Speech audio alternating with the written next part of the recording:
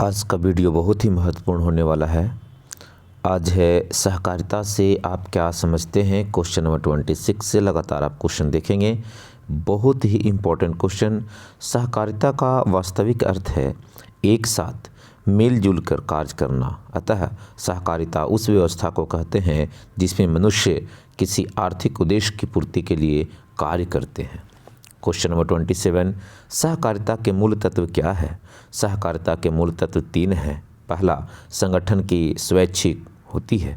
दूसरी, प्रबंध व संचालन जनतंत्रात्मक आधार पर होता है। तीसरा, इसके आर्थिक उद्देश्यों में नैतिक और सामाजिक तत्व भी शामिल रहते हैं।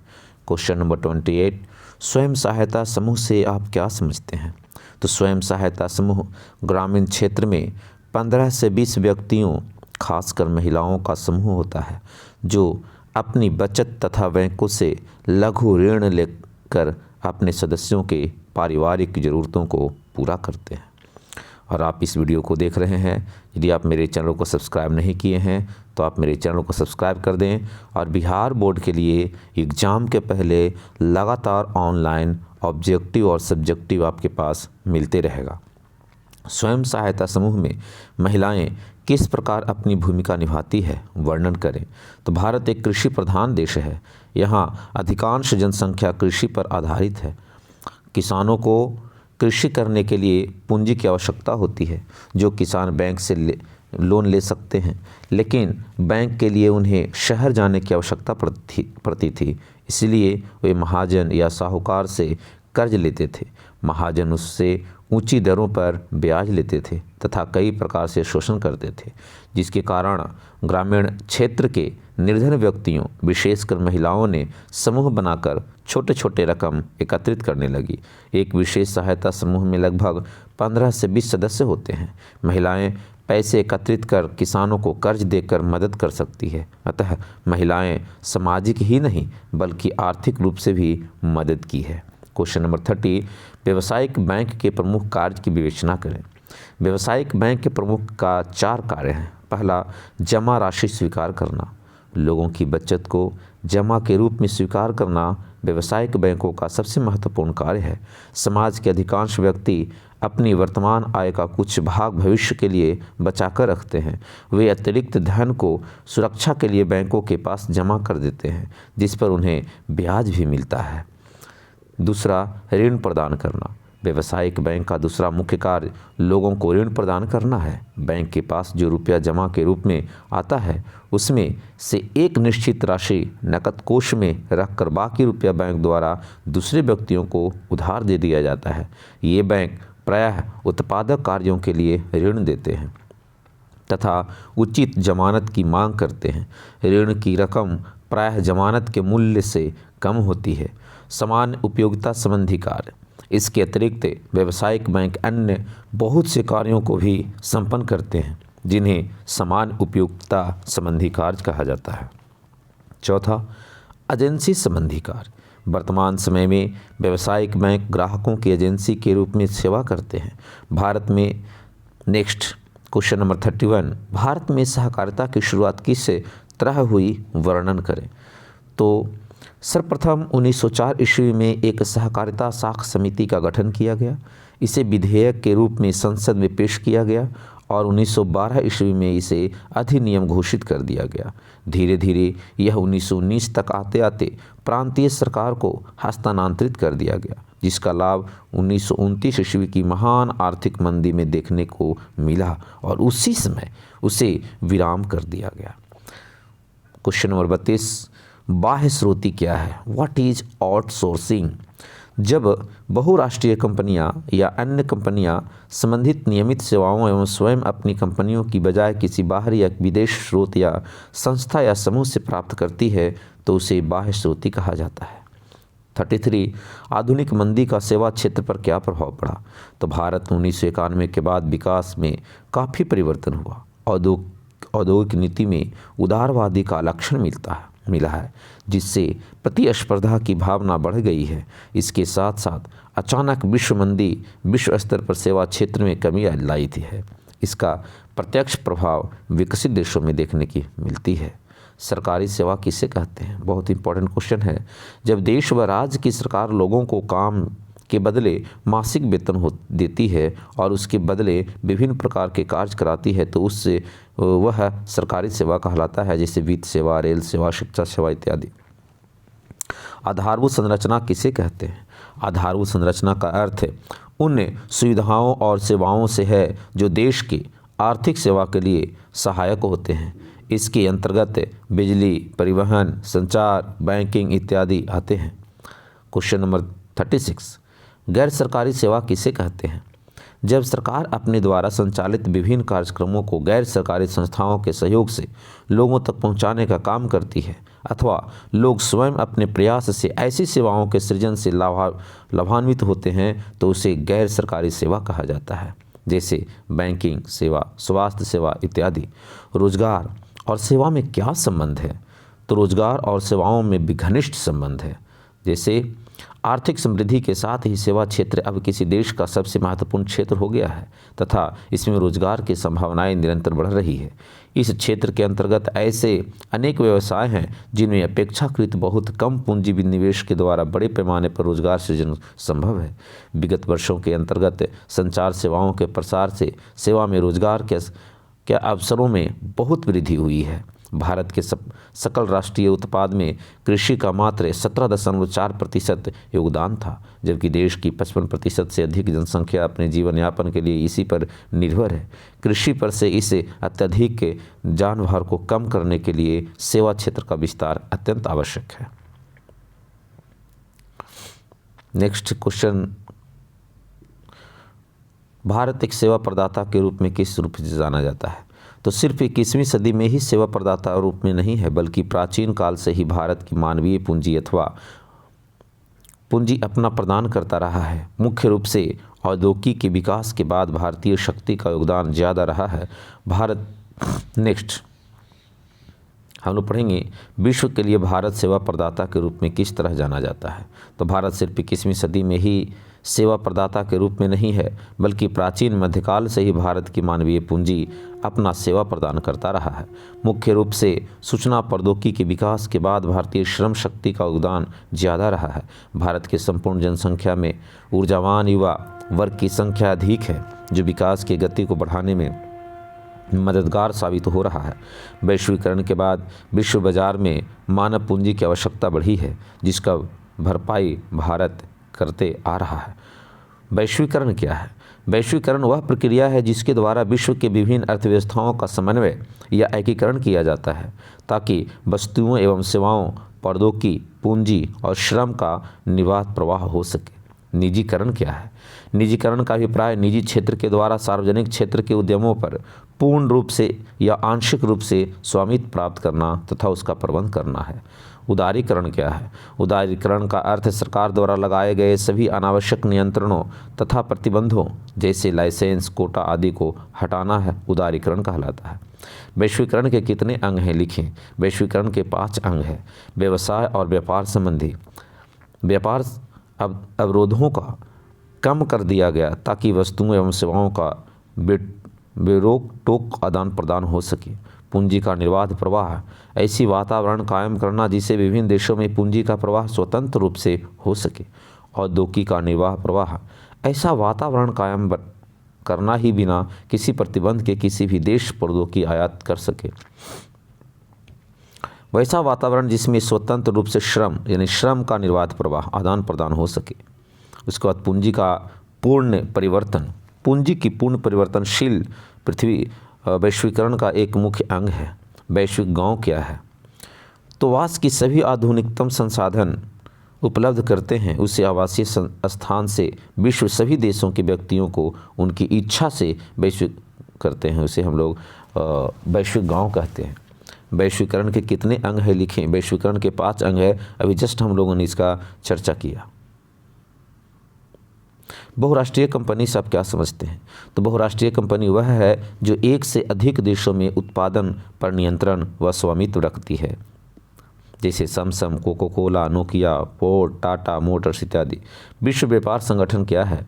विश्व व्यापार संगठन एक ऐसा अंतर्राष्ट्रीय संगठन है जिसका उद्देश्य अंतर्राष्ट्रीय व्यापार को उदार बनाना है।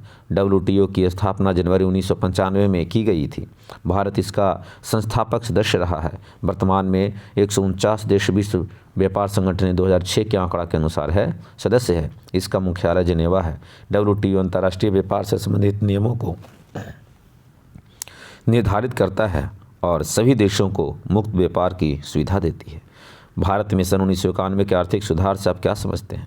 भारत में 1980 के दशक के अंत में व्यय इतना बढ़ गया कि उसकी धारक क्षमता से अधिक माने जाने लगा। आवश्यक वस्तुओं की कीमत तेज़ी से बढ़ती चली गई। विदेश मुद्रा के सुरक्षित भंडार मात्र 15 दिनों के लिए शेष रह गया और विदेशी ऋण को चुकाने के लिए पर्याप्त विदेश मुद्रा नहीं बचा। इसलिए भारत सरकार 49 क्विंटल सोना इंग्लैंड के बैंक ऑफ इंग्लैंड में बंधक रखना पड़ा। उस समय 1990-91 के खाड़ी युद्ध ने भी संकट को और भी गहरा बना दिया। इन सभी कारणों से सरकार सन 1991 में नई आर्थिक नीति लाई जो 1991 का आर्थिक सुधार कहलाता है। वैश्वीकरण का बिहार पर क्या प्रभाव पड़ा, वर्णन करें। उसके बाद है भारत में वैश्वीकरण के पक्ष में तर्क दें। भारत में वैश्वीकरण के पक्ष में निम्नलिखित तर्क हैं। प्रत्यक्ष विदेशी निवेश का प्रोत्साहन। वैश्वीकरण से प्रत्यक्ष विदेशी निवेश प्रोत्साहित होगा जिससे भारत जैसे विकासशील देश पूंजी प्राप्त कर सकेगा। अच्छी उपभोक्ता वस्तुओं की प्राप्ति वैश्वीकरण के फलस्वरूप अच्छी गुणवत्ता वाली वस्तुओं का उपयोग करने के लिए भारत में भी उपलब्ध हो जाती है। नए बाजार तक पहुंच। भारत जैसे विकासशील देश भी विश्व के बाज़ारों तक आसानी से पहुंच सकता है। उत्पादन के स्तर को उन्नत करना। वैश्वीकरण के द्वारा उन्नत मशीन तथा तकनीक के प्रयोग से उत्पादन के स्तर को उठाया जा सकता है। क्वेश्चन नंबर 51, वैश्वीकरण का आम आदमी पर पड़े प्रभाव की चर्चा करें। वैश्वीकरण का आम आदमी पर नकारात्मक तथा सकारात्मक दोनों ही प्रभाव पड़ता है। आम आदमी पर वैश्वीकरण का सकारात्मक प्रभाव, उसके बाद हम लोग उसके बारे में कि आम आदमी का वैश्वीकरण के लेकर के लोगों को रोजगार मिला, लोगों को प्रति व्यक्ति आय में वृद्धि हुई, उत्पादन शक्ति उनके पास बढ़ा। नेक्स्ट हम लोग पढ़ेंगे उपभोक्ता संरक्षण अधिनियम 1986 का वर्णन करें। VVI क्वेश्चन है स्टूडेंट। सुरक्षा और संरक्षण हेतु भारत सरकार द्वारा उपभोक्ता संरक्षण अधिनियम 1986 पारित किया गया जो एक महत्वपूर्ण अधिनियम है। इस अधिनियम से उपभोक्ताओं में बेची जाने वाली वस्तुओं के संबंध में संरक्षण का अधिकार दिया गया है। उपभोक्ता संरक्षण के दायरे में सभी वस्तुएं एवं सेवाएं आते हैं, चाहे वह निजी क्षेत्र का हो या सार्वजनिक का हो। उपभोक्ता संरक्षण अधिनियम के तहत यह जानने का अधिकार है कि वस्तु या सेवा गुणवत्ता, क्षमता, परिमाप, शुद्धता, मानक और मूल्य के बारे में जानकारी प्राप्त कर सकें। 53 सूचना का अधिकार क्या है? सूचना का अधिकार आम आदमी को अधिकार संपन्न बनाने हेतु सरकार द्वारा महत्वपूर्ण कदम है। सूचना के अधिकार का तात्पर्य है कोई भी व्यक्ति अभिलेख, ईमेल, आदेश, दस्तावेज, नमूने और इलेक्ट्रॉनिक आंकड़ों आदि के रूप में ऐसी प्रत्येक सूचना प्राप्त कर सकता है जिसकी उसे आवश्यकता हो, जिसके लिए आवेदक संबंधित लोक सूचना अधिकार के समक्ष आवेदन करेगा, जिसकी 30 दिनों में संबंधित व्यक्तियों को सूचना उपलब्ध करवाया जाएगा। उपभोक्ता के अधिकारों का वर्णन करें। उपभोक्ता का निम्नलिखित अधिकार है। सुरक्षा का अधिकार। उपभोक्ता संरक्षण अधिनियम के अनुसार उपभोक्ता को यह अधिकार दिया गया है कि बाजार से खरीदी जाने वाली वस्तुओं और सेवाओं से सुरक्षा प्राप्त करने का अधिकार है। सूचना पाने का अधिकार। उपभोक्ता को वे सभी आवश्यक सूचनाएं भी प्राप्त करने का अधिकार है जिसके आधार पर वह वस्तुएं या सेवाओं खरीदने का निर्णय कर सकते हैं। चुनाव या संसद करने का अधिकार। चुनाव या पसंद करने का अधिकार। उपभोक्ता संरक्षण अधिनियम में यह अधिकार दिया गया है कि व्यक्ति अपनी ही पसंद से वस्तुओं का चयन या खुद से चुनाव कर सकता है। सुनवाई का अधिकार। उपभोक्ता के हित के लिए विपरीत कार्य करने वाले वस्तु के बारे में शिकायत करने का अधिकार है। शिकायत निवारण या क्षतिपूर्ति का अधिकार। यह अधिकार लोगों को आश्वासन प्रदान करता है कि क्रय की गई वस्तु या सेवा उचित ढंग की अगर नहीं निकली तो उन्हें मुआवजा दिया जाएगा। उपभोक्ता शिक्षा का अधिकार। उपभोक्ता के द्वारा खरीदी गई वस्तु के बारे में ज्ञान तथा जानकारी प्रदान करना उपभोक्ता का अधिकार है। मानवाधिकार के महत्व पर प्रकाश डालें। मानव को कुछ अधिकार जन्म से ही प्राप्त होते हैं, जैसे स्वतंत्रता का अधिकार, अभिव्यक्ति का अधिकार इत्यादि, जिसे मानवाधिकार की संज्ञा दी जाती है। इसकी स्थापना मानवाधिकार सुरक्षा अधिनियम 1993 के अंतर्गत किया गया है। भारत के सर्वोच्च न्यायालय के पूर्व मुख्य न्यायाधीश को इसका अध्यक्ष बनाया जाता है। यह अधिकार किसी भी लोकतांत्रिक राज्य के लिए अति आवश्यक है। उपभोक्ता कौन है, संक्षेप में वर्णन करें। उपभोक्ता बाजार का वह महत्वपूर्ण अंग है। व्यक्ति जब वस्तुओं एवं सेवाओं को अपने प्रयोग के लिए खरीदता है तो उपभोक्ता कहलाता है। कुछ ऐसे कारकों की चर्चा करें जिसमें उपभोक्ता का शोषण होता है। तो मिलावट की समस्या, महंगी वस्तुओं में अन्य चीज़ों की मिलावट करके उपभोक्ता का शोषण होता है। कम तौल वस्तुओं के माप में हेराफेरी करके भी उपभोक्ता का शोषण होता है। कम गुणवत्ता वाली वस्तु उपभोक्ता को धोखे में अच्छी वस्तु के स्थान पर कम गुणवत्ता वाली वस्तु को देकर शोषण करता है।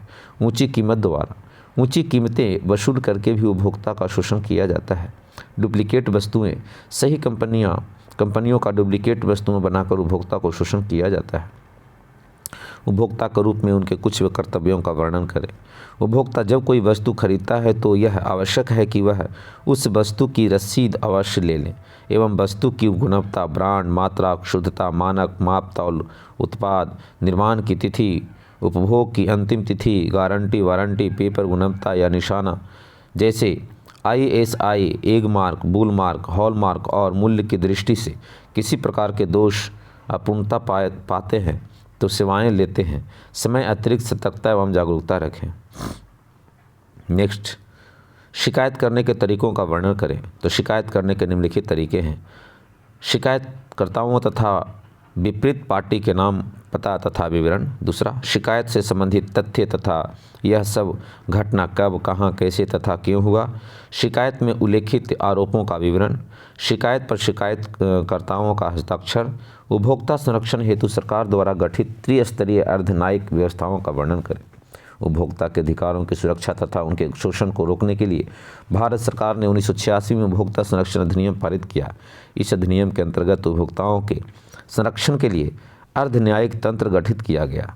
इससे न्यायिक तंत्र का मुख्य उद्देश्य उपभोक्ताओं की शिकायतों का शीघ्रता से कम खर्च में दूर करना है। इसके द्वारा उत्पादकों एवं विक्रेताओं को दंड देने के स्थान पर उपभोक्ताओं की क्षतिपूर्ति की व्यवस्था की गई है। यदि किसी वस्तु व सेवा का मूल्य तथा उपभोक्ताओं को दी जाने वाली क्षतिपूर्ति की राशि 20 लाख रुपये तक है तब उसकी शिकायत जिला फोरम में दर्ज कराई जा सकती है। किसी वस्तु या सेवा का मूल्य और क्षतिपूर्ति की राशि 20 लाख रुपये से अधिक तथा करोड़ों रुपये तक होने पर उसकी शिकायत राज्य आयोग में की जा सकती है। वस्तुओं एवं सेवाओं का मूल्य 1 करोड़ रुपया से अधिक होने पर उपभोक्ता राष्ट्रीय आयोग में शिकायत दर्ज करा सकते हैं। प्रति व्यक्ति आय और राष्ट्रीय आय में क्या अंतर है। तो देश की कुल राष्ट्रीय आय में कुल जनसंख्या से भाग देने पर जो भागफल होता है उसे प्रति व्यक्ति आय कहते हैं, जबकि राष्ट्रीय आय का तात्पर्य वर्ष भर में किसी देश में अर्जित की गई मात्रा से है। आय का गरीबी से क्या संबंध स्थापित करें। जैसा कि अर्थशास्त्रियों का कहना है कि गरीबी गरीब को जन्म देती है। यदि जिस राज्य से देश का आय निम्न होगा उसकी गरीबी उतनी ही अधिक होगी। राष्ट्रीय आय की गणना में होने वाली कठिनाइयों का वर्णन करें। तो राष्ट्रीय आय की गणना में निम्नलिखित कठिनाइयाँ उत्पन्न होती हैं। पहला, आंकड़ों का एकत्र करने में कठिनाइयाँ। इस संदर्भ में आंकड़ों को कितना भी शुद्धता से संग्रह किया जाए इसमें कुछ त्रुटि अवश्य देखने को मिलती है। दोहरी गणना की संभावना। किसी अर्थव्यवस्था के अंतर्गत एक ही आय की 2 बार गणना कर ली जाती है। मूल्य में मापने में कठिनाई। किसी देश की अर्थव्यवस्था में ऐसी बहुत सारी वस्तुओं का समावेश है जिसका विनिमय मुद्रा के द्वारा नहीं होता है। भारत में राष्ट्रीय आय की गणना किस संस्था द्वारा होती है, लिखें। तो ये आपका होता है राष्ट्रीय सांख्यिकी संगठन के द्वारा किया जाता है। साख क्या है। साख का अर्थ विश्वास या अच्छे संबंध से, परंतु आर्थिक शब्दावली में साख का उसकी ईमानदारी या ऋण लौटाने के संबंध है। जिस व्यक्ति को आसानी से ऋण उधार मिल जाता है हम कहते हैं कि उसकी साख अच्छी है। आय से आप क्या समझते हैं। भारत आय का वह भाग है जिसका वर्तमान में उपयोग नहीं किया जाता। आय के बाद बचा हुआ शेष राशि को बचत कहते हैं, अर्थात आय एवं व्यय के अंतर को भी बचत कहते हैं। यानी आय क्या है। क्रेडिट कार्ड क्या है ना। तो प्लास्टिक का एक ऐसा कार्ड जो कि बैंक के द्वारा जारी किया जाता है और उसके माध्यम से वह व्यक्ति कार्डधारी कहीं से भी अपना कोई वस्तु या सेवाओं का उपयोग कर सकता है। साख क्या है? साख का अर्थ विश्वास या अच्छे संबंध से है, परंतु इसका हम लोग कर दिए हैं, बचत भी हम लोग कर दिए हैं, क्रेडिट कार्ड भी अभी जस्ट किया। एटीएम क्या है? तो प्लास्टिक के एक छोटे से कार्ड पर अंकित सूक्ष्म संकेत के आधार पर कहीं भी किसी समय निर्धारित बैंक के केंद्र से पैसे निकालने की सुविधा एटीएम कहलाता है। मुद्रा की परिभाषा लिखें। मुद्रा वह है जो मुद्रा का कार्य करती है, अर्थात कोई भी वस्तु जो राज्य द्वारा समान स्वीकृत प्रताप प्राप्त है, अर्थात राज्य द्वारा घोषित किया गया मुद्रा वस्तु मुद्रा कहलाता है। मौद्रिक प्रणाली क्या है? तो जिस प्रणाली में किसी वस्तु का लेन देन मुद्रा से किया जाता है उसे मौद्रिक प्रणाली कहते हैं। वस्तु विनिमय क्या है? तो जब किसी वस्तु या सेवा का विनिमय किसी अन्य वस्तु या सेवा के साथ प्रत्यक्ष रूप से किया जाता है तब उसे वस्तु विनिमय कहते हैं। वस्तु विनिमय प्रणाली की कठिनाइयों पर प्रकाश डालें। तो मूल्य संचय का अभाव, वस्तुओं को रखने के असुविधा के कारण मूल्य संचय नहीं कर पाता है, क्योंकि बहुत सी वस्तु बहुत कम समय में नष्ट हो जाती है, जैसे मछली, सब्जी इत्यादि। सविभाजन का अभाव, कुछ वस्तुएं ऐसी होती हैं जिनका विभाजन नहीं किया जा सकता है, क्योंकि विभाजन के बाद उसकी उपयोगिता समाप्त हो जाएगी। हस्तांतरण की समस्या, जब व्यक्ति पलायन करता था तो अपने साथ अपने घर में प्रयोग होने वाली वस्तुओं को भी साथ में नहीं ले जाया करता था, क्योंकि यातायात का अभाव था। मुद्रा के कार्यों पर प्रकाश डालें। मुद्रा के निम्नलिखित कार्य हैं: विनिमय का माध्यम, मूल्य का मापक, है ना। वस्तु विनिमय प्रणाली की कठिनाई अभी जस्ट हम लोगों ने चर्चा किया। मुद्रा के विकास पर प्रकाश डालें। मुद्रा का विकास निम्नलिखित स्तर पर हुआ है: वस्तु विनिमय, उसके बाद धात्विक मुद्रा, उसके बाद पत्र मुद्रा, उसके बाद प्लास्टिक मुद्रा, है ना। मुद्रा के आर्थिक महत्व से आप क्या समझते हैं? मुद्रा का महत्व आधुनिक युग में काफ़ी बढ़ गया है। यदि मुद्रा ना होता तो विश्व की अर्थव्यवस्था नहीं चल पाती। अर्थात किसी ने कहा है, यदि मुद्रा हमारी अर्थव्यवस्था का हृदय हो परंतु रक्त स्रोत अवश्य है। वित्तीय संस्थाएं क्या है? वित्तीय संस्थाएं मौद्रिक क्षेत्र में देश अथवा राज्य की ऐसी संस्थाओं को कहते हैं जो लोगों की आवश्यकताओं को पूरा करने हेतु साख एवं मुद्रा संबंधी कार्यों को संपादित करती है। अर्ध सरकारी वित्तीय संस्था क्या है? ऐसी वित्तीय संस्थाएं जो सरकार के केंद्रीय बैंक के निर्देशन में उनके द्वारा स्थापित मापदंडों के आधार पर कार्य करती है, अर्ध सरकारी वित्तीय संस्थाएं कहलाती हैं, जैसे ग्रामीण एवं बैंक, कॉर्पोरेटिव बैंक। राष्ट्रीय वित्तीय संस्थाएं क्या है?